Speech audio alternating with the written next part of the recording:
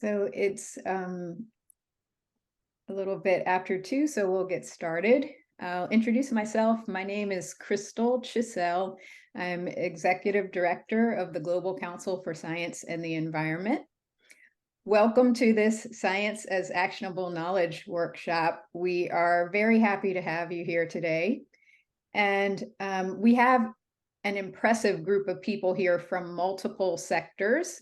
And a key part of actionable knowledge is getting to know each other. So we'll spend the first part of our time together getting to know each other. In order to do that, please introduce yourself in the chat and share your name, your role in the work you're doing, and if there's an organization you're affiliated with, please share that as well. Great, thank you for seeing the introductions come in. Please continue to share them. And I will just go over our agenda while we're doing that. So here's our agenda for today on the screen. We'll begin with a bit of background on GCSE and our work. Then our workshop leader will provide an overview of actionable knowledge to give us a shared foundation to work from today. Next, we'll introduce your breakout session leaders and we'll dive into those sessions. And finally, we'll reconvene after the breakout sessions to go over some highlights from today and for Q&A.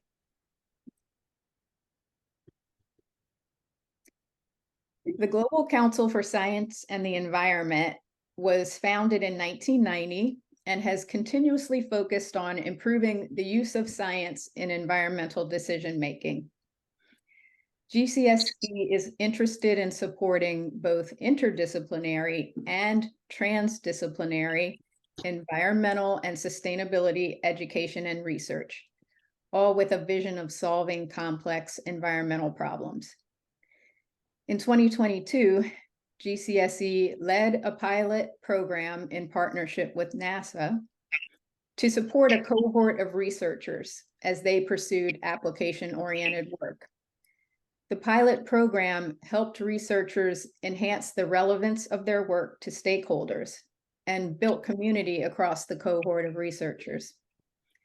After completing the pilot program, GCSE wanted to enhance the reach and application of actionable knowledge to a wider audience. So with the help of many of the researchers you will meet today, we produced an 8-part video series on actionable knowledge, which you can access at any time from our website. And we'll share the link for that in the chat as well. And today, with this workshop, we are offering an opportunity for you to get direct advice and practice on producing actionable knowledge. Now, before we get started, we'll take another opportunity to learn more about each other with a quick Zoom poll. And the question is, how familiar are you with actionable knowledge? Great, thanks for sharing. And I believe you'll be able to see the poll results right now on your screen. And it looks like we have a mix of people who have some experience with actionable knowledge and people who are here to learn more. So it's perfect.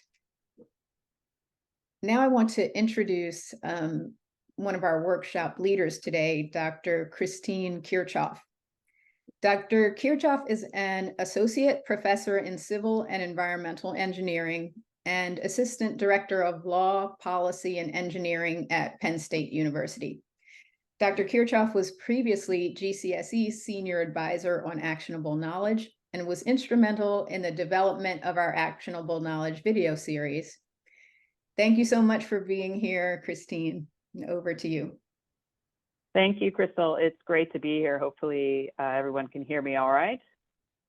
So, and thanks for the kind introduction. I'm really excited to share a bit more about this topic and to help provide a foundation for our discussion today, particularly for those of you who are a little bit less familiar with what actionable knowledge is and what you're in for today. So hopefully you're excited as we are.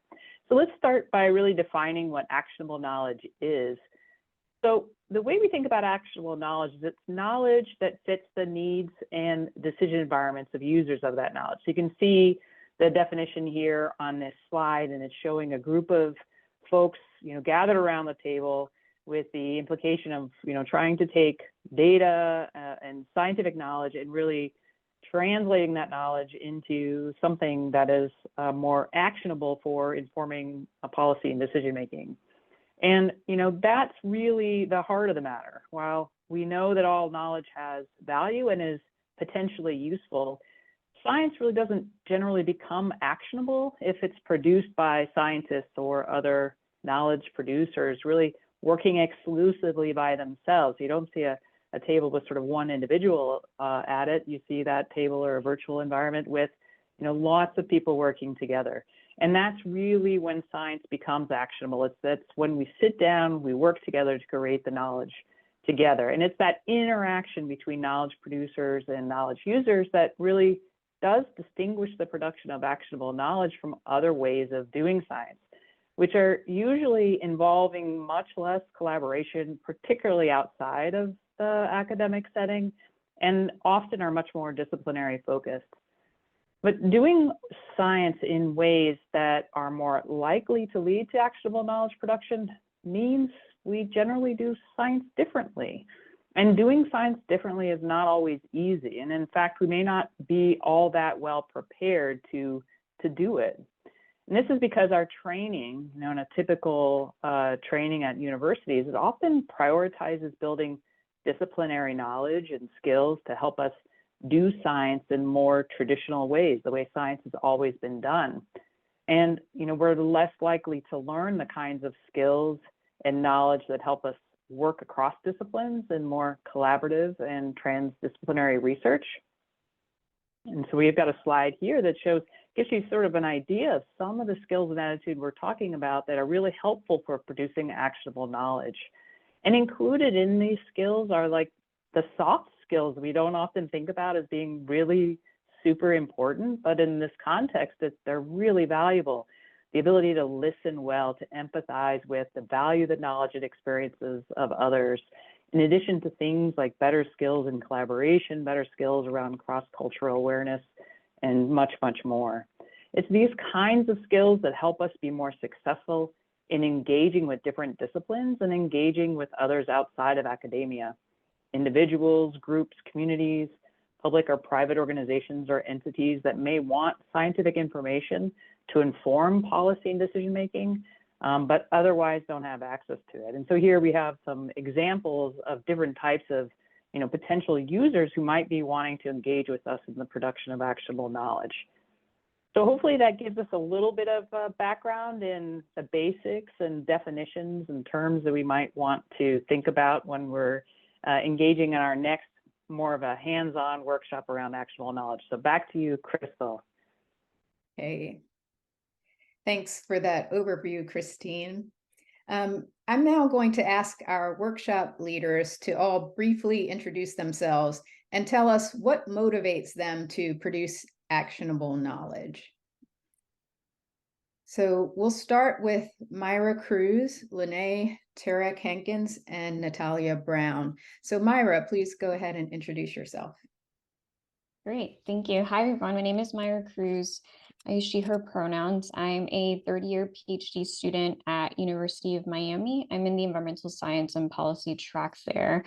My research focuses on understanding extreme heat and humidity and how that's impacting places like Miami, especially in underserved populations, and really trying to understand like what policy solutions we could apply from other places to places like Miami. How do we get that policy transfer going?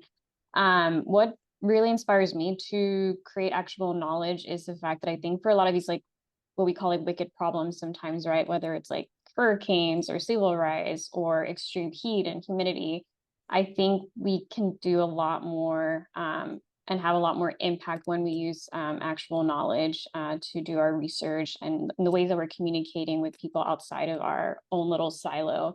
I think we can have a lot further impact by using those principles that Christine just mentioned. So that's what inspires me, is really having the research go as far as it can in terms of its impact. Great, thanks. Lynée. Hi, everyone. My name is Lynée. I am also a PhD candidate at the University of Miami studying environmental science and policy. Mayra, Natalia, and I did a project, a citizen science-based project. We started a couple of years ago and are kind of wrapping that up right now. And so I suppose my interest in actionable knowledge and community-based research has a lot to do with experience through that project, as well as previous experience I've had in terms of just seeing the tractability of this kind of work. It's so much more impactful. People are much more interested in hearing about the project, especially because there's so many different stakeholders involved.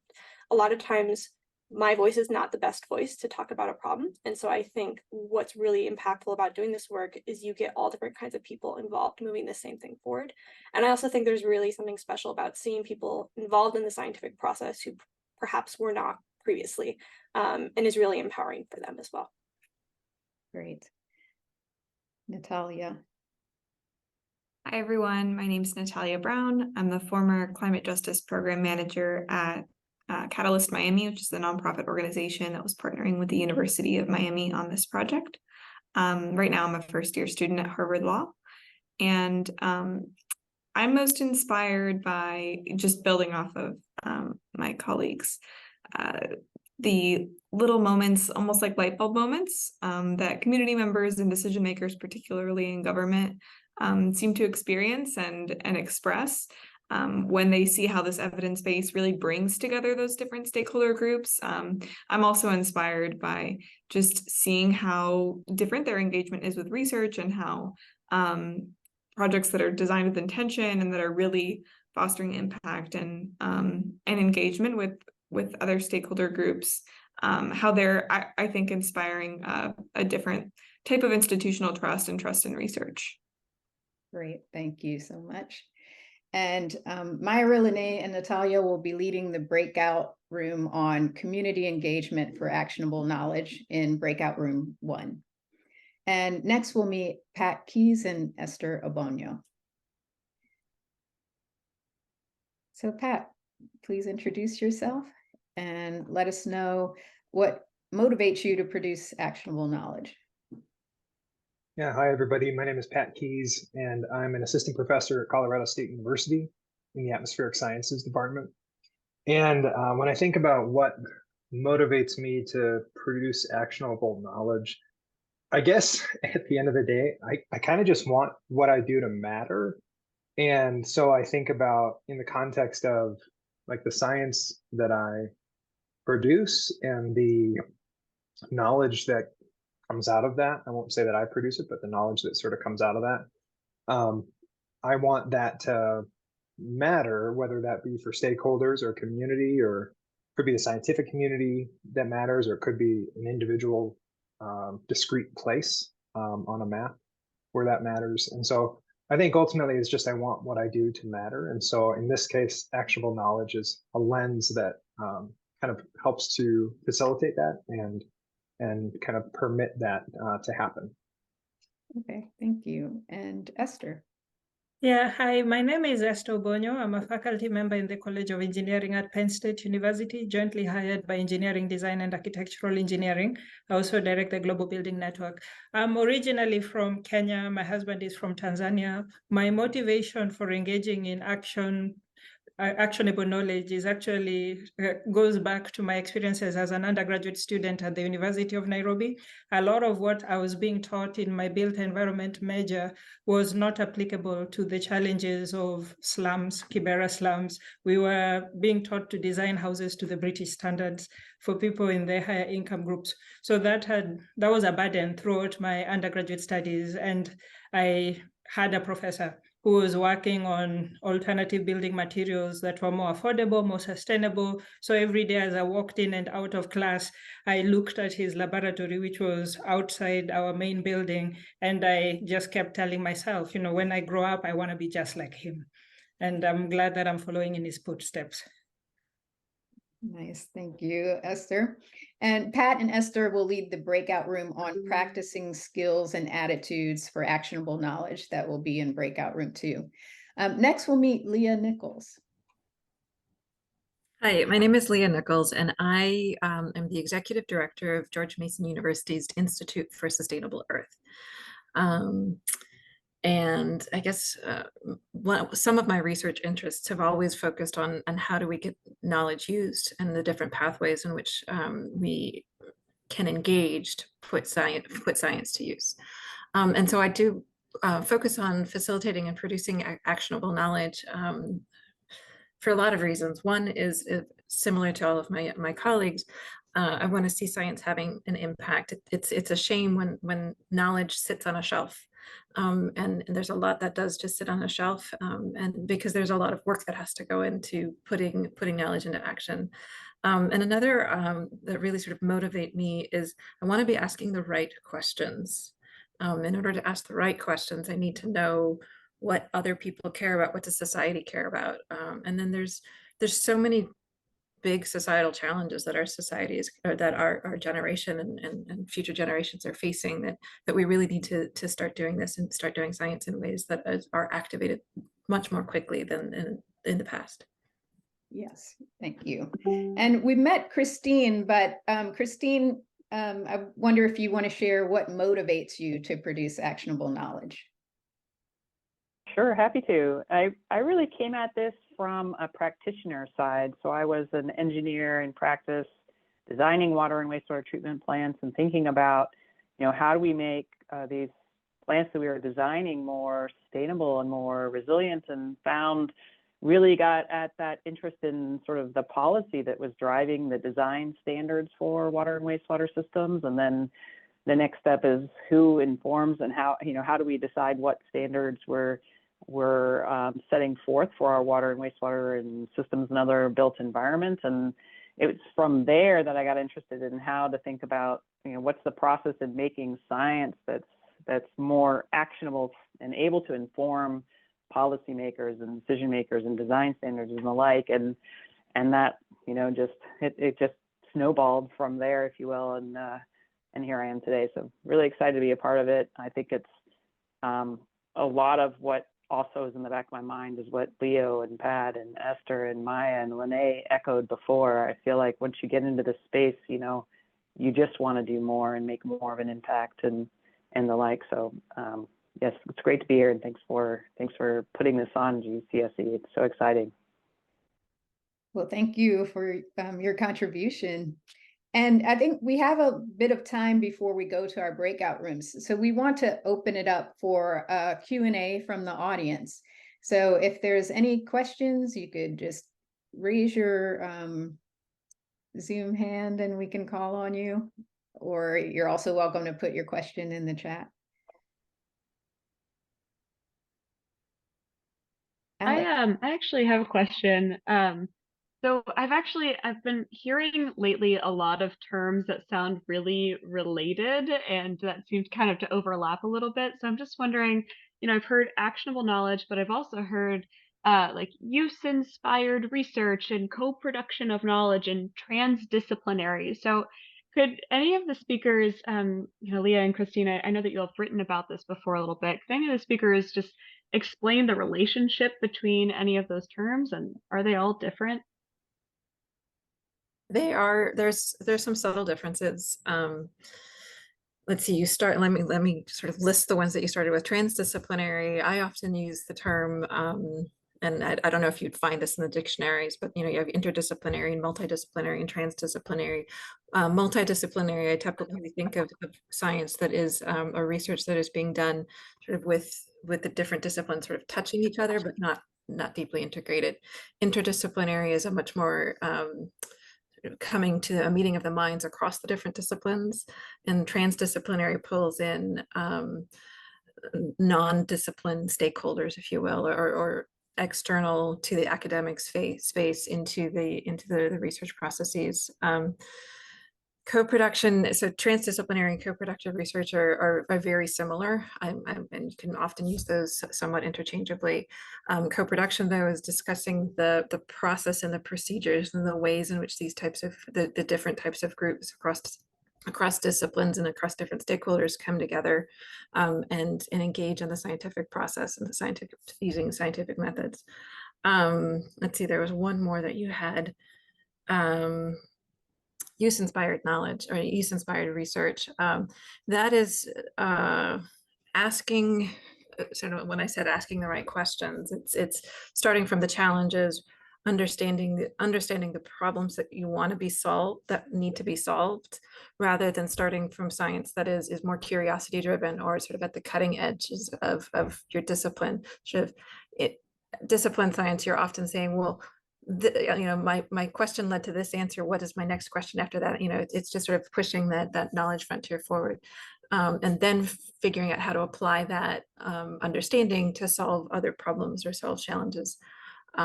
That flips it on the head. Use-inspired research flips that on the head, on its head, and says, we need to figure out what to do about this. And so who do you need to have in the room? And that might be lots of different disciplines and lots of different people who are engaged or have some sort of stake in the challenge or the solution building. And you're asking questions and seeking data and seeking understanding that can then lead toward a solution. Does that help? Yes, absolutely. And it sounds, I don't know, it sounds to me like these are all a lot of different ways of saying, like, science hasn't included all of the people who need to be included in the past. And it feels to me like a lot of different ways of responding to that challenge. I do want to say it's important to note, though, that there's no one right way to do science. Like, curiosity-driven science is as important as co-productive or transdisciplinary science. We need to do both, and both have a place in the world. So whenever we're talking about changing the ways in which we're doing science, we're not supplanting the ways we've necessarily done science in the past. We're expanding on the ways in which science can be done and how we're doing it, and the different sort of frontiers or spaces in which it is used. Thanks. As a follow-on question to that, I'd like to ask a question of Natalia. I wanted to ask about your experience as a community partner on an actionable knowledge project, and what do you think is important to know from the perspective of a community partner? Did you have any insights from your work on this project, things that would be especially helpful for researchers in academia to know about working with community partners on actionable knowledge? Yeah, I'm happy to share. So I think my experience was a little bit unique in that I did have a background in having worked on research before, although I did experience this project and partner with other groups on research while I was working at a community-based organization. But I'll say that I think the most crucial sort of hump to get over to really establish and design a project intentionally is trust. And so over time, building trust with an organization, building trust with a community, building trust with whatever stakeholding group you feel is most crucial to really getting knowledge from your project, to really developing that knowledge. And thinking about that group, not just as, the producer or where the knowledge is coming from, but also a group that is going to want to use that knowledge. And that can participate in all stages, from the actual data collection to the dissemination of the research, and really thinking about people's agency and communities' agency throughout the whole process. I think if you enter with that frame of mind, generally folks are very receptive to collaborating. At least that's what I found in my experience. And as a partner from a community-based organization, it was really important to me that when Mayra and Lynée came to me with this project, they had taken the time to really ensure that what they were proposing was aligned with our existing priorities and the priorities that we needed an evidence base for. So, it was really thoughtful about, considering our community members that we were accountable to as an organization, and aligning their goals for their research with what we had seen as a gap in our policy advocacy. Thank you. It looks like we have a question, Brandon. Thank you. Brandon Morton with Dallas College. Love this talk. My question is sort of building on a little bit of the discussion about communication, particularly for policymakers or decision makers. Can some of you describe how or what existing frameworks there are for executive communication to better turn science into actionable items?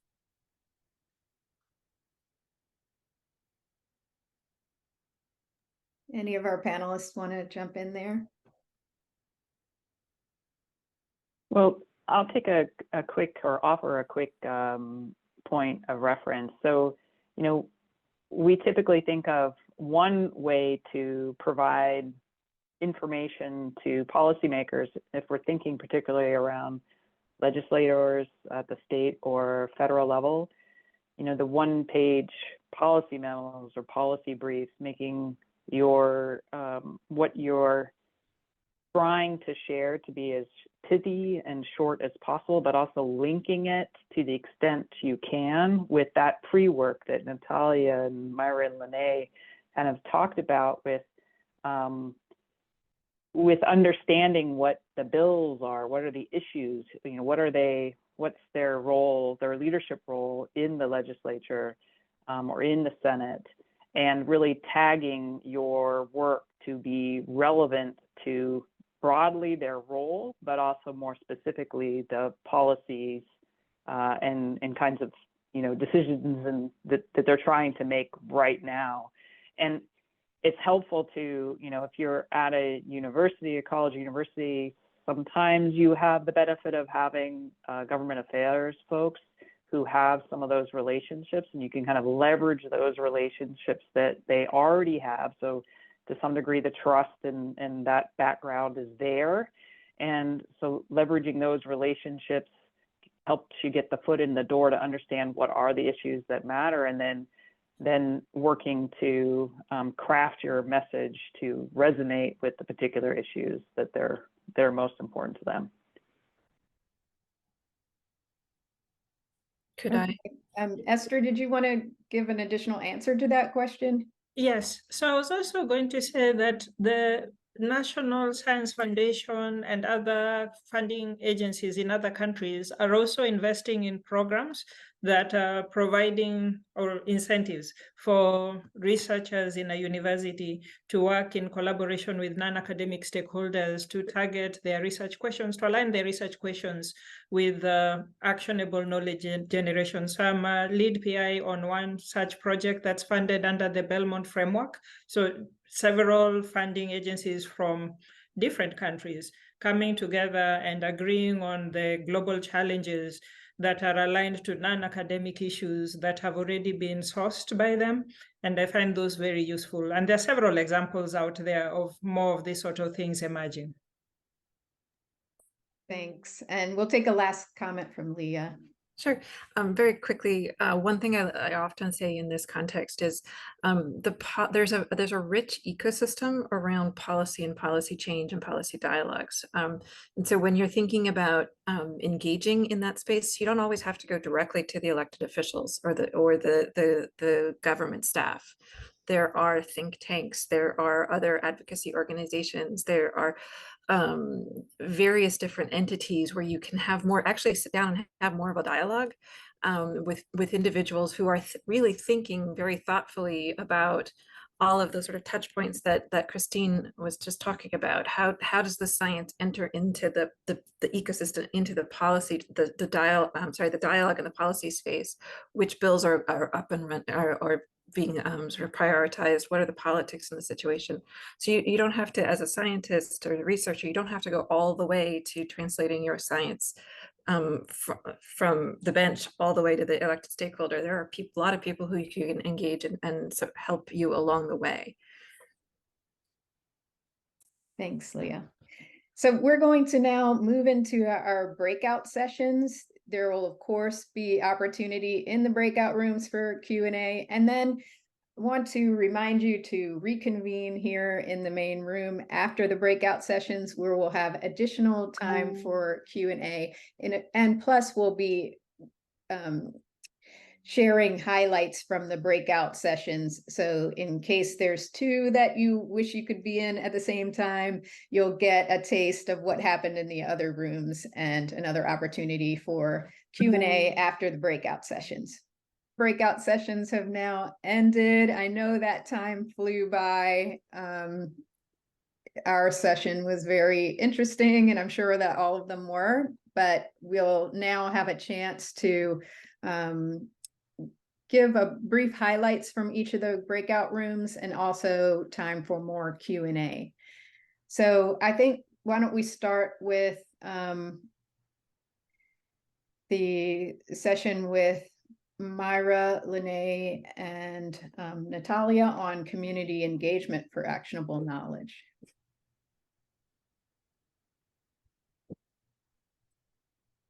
So Natalia, Lynée, or Mayra, do any of you want to give just some brief highlights, or have any of the participants in the room share?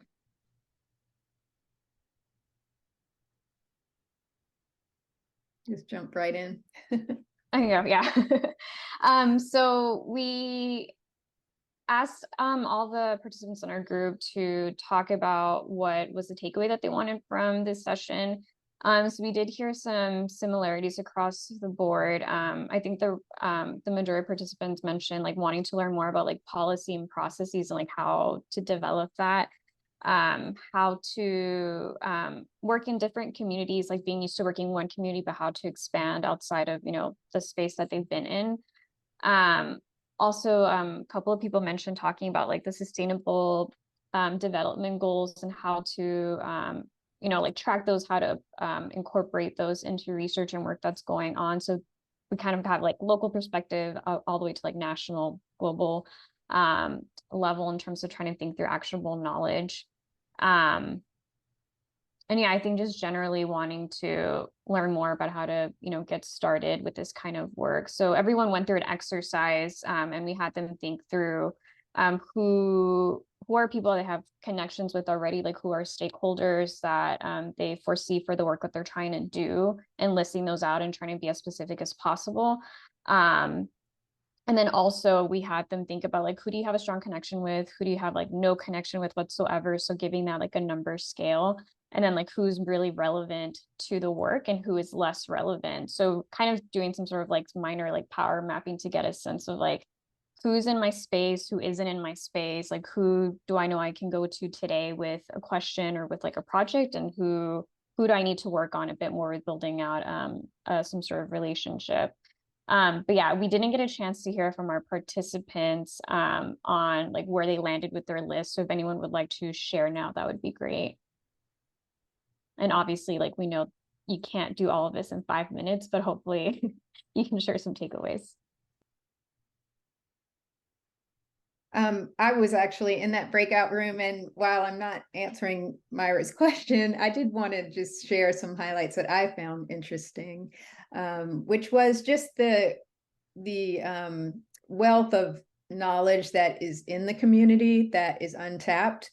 And they, our workshop leaders mentioned for their project, they discovered that in Miami, the community had actually identified a research question years before the local government was thinking about it. They had been noticing the rising heat and had highlighted that as a area of concern that wasn't being focused on, and that they were great partners in citizen science and figuring out how to conduct the research on that issue of concern. I thought it was interesting that you shared that community members are excellent messengers for a research question, but just may need a jumping off point, and that being part of a research project can provide that confidence and help develop political will. So I thought that was a very interesting point that you raised. Anyone else from that breakout group want to share anything from the exercise that came up for you? Well, I'd just like to reinforce, Crystal, what you just said, because I heard two words that had relevance to me, and that was Someone mentioned confidence and someone else mentioned the need for trust. And I think both of those are very elemental to the processes that we're trying to institute with other institutions. It's not just knowledge, but it's also the knowledge gives people confidence in terms of how to interact with others that they may not feel very comfortable with. And I learned when I wanted to do some climate change work with the 11 Native American tribes in Minnesota, that the very first thing that I had to do was probably spend 5 years just attending local meetings to get to know the people, eventually develop trust over time with them, and then I could go in and work with them. But until they had my trust, they knew who I was and what my issues would be that I'd be interested in helping them with and them helping me with, I really shouldn't even be there. So the trust element is really basic, very basic, I think, the processes. Great, thanks. I want to give all the breakout sessions a chance to highlight. So if there's nothing else that anyone wants to jump in to say, I'll move on to the next group, which was Pat and Esther's group on practicing skills and attitudes for actionable knowledge. So we had a good conversation where Esther and I shared some of our own experiences, and then we opened it up to hearing from the other participants in the breakout room to think about successes and failures, well, broadly defined, but also in the context of sort of this actionable knowledge. And a couple themes that came up during our conversation was giving the importance of time and time in contact with communities that you're working with. In addition to that, and so that goes back to what a previous speaker just now was saying in terms of spending that time, intentional time, and not just time for the sake of time, but time, open-ended learning, open-ended listening, to try and almost accept what is on the table, what is being raised by a group of people, and then through that, that's where a lot of the almost the background development of some of these skills unfolds, but it takes time and it takes patience and it takes practice. And I think that's something that this is not something where you can read a textbook and then at the end of reading that textbook, you will know what actionable knowledge means, because it's context specific, it's location specific, it's culturally specific. And so I think because of that, you have to have that patience and time is a keystone right there. Another theme that came up was, particularly from participants sharing their own stories, was their own learning that they had from communities where they maybe went into a project with a particular idea of, this is the type of questionnaire that I'm going to ask these people, or this is the type of activity or the samples that I want to try and collaboratively collect or generate while I'm working with these people. And in practice, those plans and ideas required either complete replacement with new plans and ideas that were actually culturally relevant or appropriate, or just you had to share your ideas and say, this is what we want to do, what's the best way to do this? And it might not have been the way that you planned, but that's okay if it's actually meeting an actual community goal. It's sort of irrelevant if your kind of science activity doesn't actually connect with what's actually necessary or desired on the ground. So those are just some of my reactions, Esther. I don't know if you had anything else. Yeah, I think you captured most of them, most of the ones that I had. I think just highlighting a couple of things from the discussion. One of the examples that was shared during the presentation made a direct connection between the skills attitude and the definition of the different types of research that we had earlier. So many times if we don't engage applying these skills right from the word go, we will default to a posture of curiosity-led research. And the outcomes are going to be awesome for publishing papers, but not so much for informing any change in the real world. And I think it's just very important for us just to be mindful every time we're engaging in research to know which type of research we're doing. Are we doing curiosity-led, and is that the intended goal? Or is it a problem that requires interdisciplinary, transdisciplinary, user-inspired, actionable knowledge generating research? And then also the issue of failure. We mentioned it very briefly at the very end before we got cut off, that sometimes people cover up the failure because they are afraid of the embarrassment and the shame, and just learning from communities such as entrepreneurship community, where failure is celebrated if it's noble failure, if it is something that, we are human, we all make mistakes, nobody is perfect, we accept it as noble failure, that, a reasonable person would not have had a way of getting this right. Or even if it is stupid failure, we can learn from it. So not wanting people, we don't want to use this as a list, like a checklist.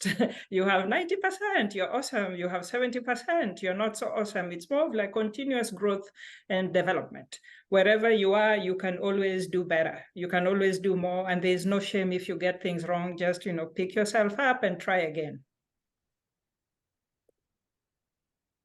Sounds like some very interesting concepts were developed in your session. Anyone who participated in that session want to add something that was a highlight for you?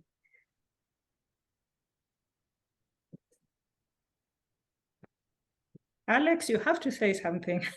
We had a deal with Alex. He's getting called on. I thought professors weren't supposed to do that anymore.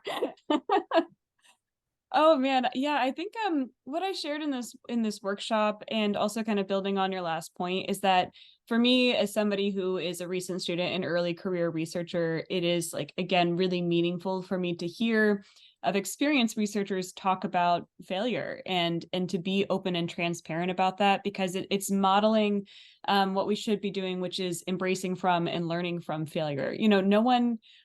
The project that I brought up as my failure is not published. I never intended to publish it, but I do hope that I can keep learning from and even sharing with others the experiences that I've had, so that I know if I want to produce actionable knowledge that I'm not doing that kind of thing again. So I also just really appreciate the points that both Pat and Esther shared. So I don't think I can add any more than that, but thank you both. Great. And anyone else? Okay, so we'll move on to the next group, which was led by Christine and Leah on bring your own research. So was there anything that came out of your group that you might want to share here? Although I know your participants, something that's summary rather than necessarily specific to your participants. Christine, do you want to start? Well, we were lucky in that we had a small, intimate session, so we were able to, but even, I guess I should say, even though we had a small session, we didn't get to all the good questions that were raised. But a couple of things that we talked about is sort of, how do you actually do this kind of work if you're trying to build something up from scratch, if you will. And we looked at some models, including what George Mason is doing under Leah's leadership, and then places like Stanford Impact Labs that give a sense of, if you have unlimited resources and time to kind of throw at this, what could you accomplish, and then everything in between. So there was a lot there, and maybe Leah can help unpack a little bit of the nuggets there. And I think the other was that we tackled was, how in these, decision environments that leaders are making, whether they're elected or appointed, whether they're in business or in academia and leading, how do you help bring science into the conversation, recognizing that there is all kinds of information that's already brought to the table, but what's the unique sort of perspective or added value of bringing science into that conversation, and how do you make that happen? Leah, if you want to touch on some other things. Sure, those are really sort of the two dimensions that we really dug into.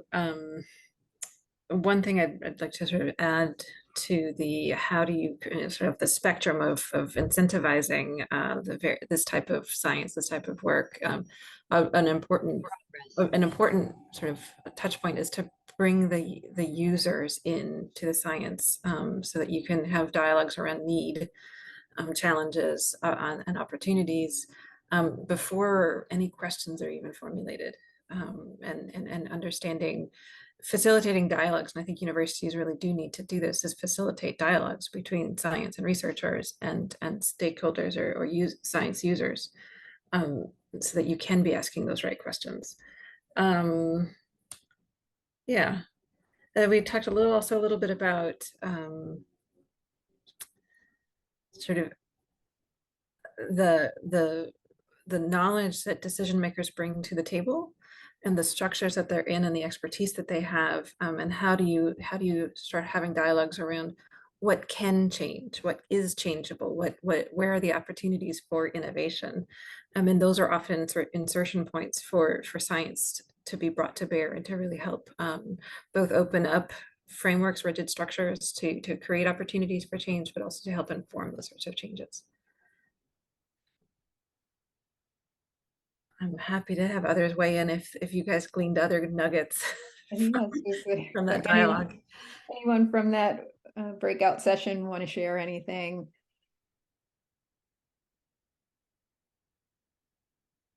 Don't be shy. I don't see anyone, but we do have some more time to open it back up for questions and answers, questions to any of the panelists, questions to the audience. Please feel free to raise your hand or put your question in the chat. So it looks like Alex has a question. Sorry, I always have a question, but this is something that kind of came up during our breakout rooms that I've been thinking about, which is like, why is it hard to produce actionable knowledge? I think that a lot of us are coming from a higher education setting, not everyone here, but I think most people are. And I'm just wondering, like, are there structural barriers to conducting actionable knowledge? And I'll just tag something onto that question, which I was wondering as well. Like, are we needing to have a paradigm shift here in academia or the research world? So it looks like Lynée has a response for that. Sure, I can start this one off, and then everyone else, please feel free to join in. At least just from the experience with the project that we brought forward in this workshop, we faced several, I would say, institutional challenges, as well as academic challenges, and then I would say interpersonal challenges. So those seem to be the big buckets where I saw basically why this is hard emerge. Just institutionally, grants, so giving people gift cards to participate in the study. People, if they're talking about something really challenging in their lives, they don't want to be identified. That makes a lot of hoops that me as a researcher, I have to jump through. And so it's just very institutionally difficult to do a lot of the kind of compensation work, particularly with project partners. So making sure that our project partners were getting paid properly was really challenging. So there's that group of issues. I would also throw a lot of IRB challenges in terms of getting our community partners on our IRB was really difficult as researchers. So there's that whole bucket. I would say the bucket of interpersonal had a lot more to do with basically what happens when you're a researcher and you are sitting in somebody's house talking about really important real world problems and you are watching harm happening. And, when is the point where you step in? What is your obligation to step in? Is it somebody else's job? Do you connect them with resources? I think just really thinking through those difficult questions in terms of you are not separated from this problem. You are sitting in the living room of somebody who's dealing with this problem. And so I would say that was a really big challenge as well that makes doing this work extremely difficult. So Mayra, I see your hand is up. I will go to you. Oh, that's okay, Pat. It's related to the project. Yeah, I think I'll add that, so for the indoor heat study project, Lynée took care of like the quant side of everything. So in terms of like putting sensors in people's homes, collecting that like hard data. And then I took the lead on conducting interviews in English and Spanish with the participants who were indoor heat study.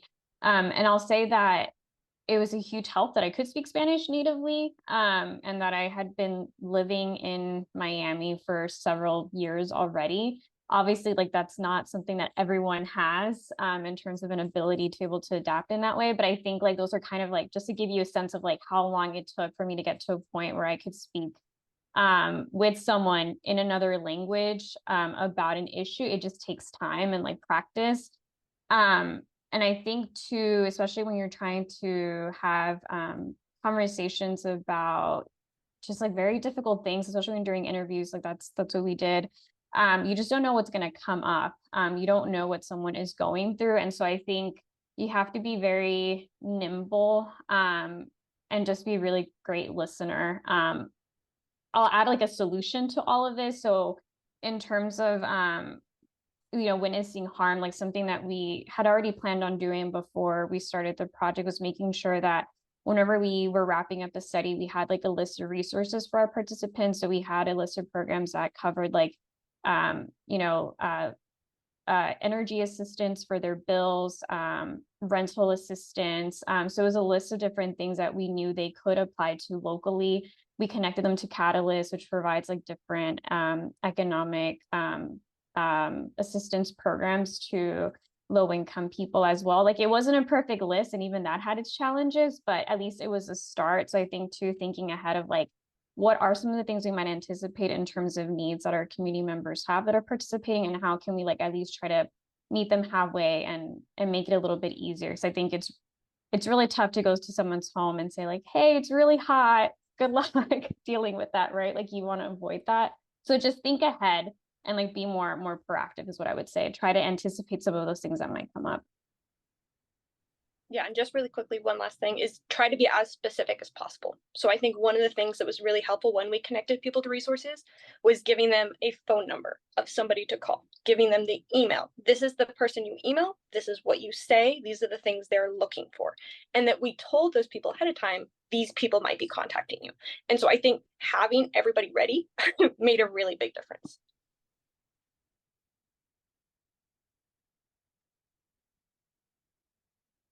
Pat, did you want to add something on this topic? So I don't have anything to add to this one. So if Esther does, though, I think she should go first, because I had a different sort of like paradigm shift comment. But yeah, I just wanted to point out that sometimes as researchers who are either on tenure track to go from assistant professor to full professor to associate professor or associate professor to full professor, we can worry about losing our disciplinary strength. But if we have the right question, it doesn't, I think it's almost impossible for us to miss an opportunity to connect to a disciplinary background. And I wanted to just share a quick example of a project we were doing in northeastern Kenya, semi-arid. They have a forestry cover of 1%. We engaged using the methodologies we're talking about, active listening, not pushing any solution. And to my surprise, at the end of the first week, they turned around to me and told me, you're a professor of architectural engineering. Some of our problems are building material related. And I was like, I'm in, right? So it calls for a little bit of patience, but sometimes you don't even have to wait longer than a couple of weeks. Yeah, all the disciplinary expertise are needed. Sometimes we just worry and we shut the door prematurely. Yes, great point. Pat. Yeah, so I was a different kind of question or perspective in terms of the paradigm shift.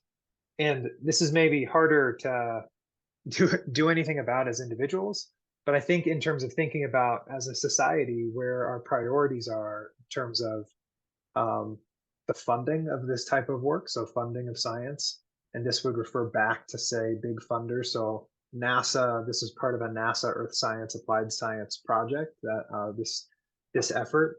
And so thinking about where these big funders like NASA or National Science Foundation are allocating resources to support this type of bridging across from sort of traditional silos of kind of knowledge generation and then bridging it to all of the places where that knowledge might actually matter. I think that re-emphasizing that. So when you said paradigm shift, that's what I thought of as almost a paradigm, which is super boring and exactly what a professor would say, is like a paradigm shift in thinking about allocation of funding priorities. And I think as we're in this time, the Anthropocene, the climate change is becoming a much more substantial issue. We have all of these problems that are sort of conspiring together, these wicked problems that traditional approaches to the quote generation of knowledge is not really up to the task any longer. So I think another paradigm shift that might be necessary is thinking about funding agency priorities and saying, look, we really actually we don't just want to allocate like a small amount of funding to this topic of actionable knowledge. We actually want this to be the lion's share of where funding is being allocated, because this is where it actually matters. This is where it can actually do something in the world. That would be a paradigm shift, though. So an exciting one if it happened. Thank you. And our last comment. Oh, just to jump in on what Pat was saying, just to jump on what Pat was saying is, in addition to paradigm shifts in the research funding agencies, I'd love to also see funding shifts in the mission-driven agencies where the implementation, because there are silos between research and implementation. And how might funding in the implementation space really pull science in? And really encourage innovation in the implementation space. I just wanted to throw that in there as well, because I think it's an essential component of it. Yes, thank you. All of this discussion has been very interesting. Unfortunately, we're out of time. I felt like the time flew by because the discussion was so interesting. As you can see, there's a lot more to explore here, and we're hoping to be able to offer some future programming to pick up on some of the topics that were discussed today. After this workshop, we'll be sending you out the recording plus notes on what was discussed. And we also invite you to share your ideas about future programming on this topic and others for GCSE. And you can send that to gcse@gcseglobal.org. You can find that email on our website, gcse.org, if you think of something later. And just thanks again, everyone, for participating. Thank you to all of our panelists today, and we hope to see you again soon.